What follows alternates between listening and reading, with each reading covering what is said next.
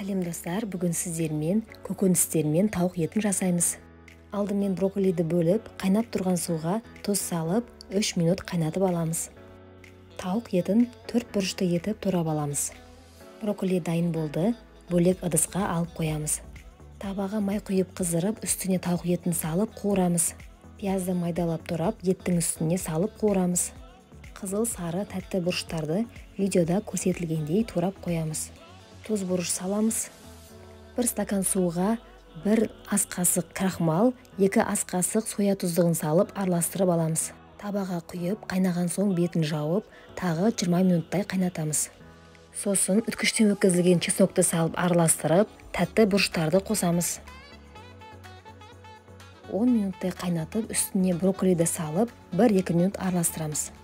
Жалпы кез келген гарнирді пайдалануға болады. Алдымен күрішті пайдаландым. Көріп тұрғандарыңыздай, тарелкаға кесемен аударып алдым. Ортасына дайын болған көкөністі тауық етін саламыз. Сорпасынан да құямыз. Сонымен біздің тағамымыз дайын болды. Өте оңай әрі тез дайындалатын ерекше тағам. Рецепт ұнаса, лайк басып, комментарий қалдырып кетіңіздер. Назарларыңызға рахмет.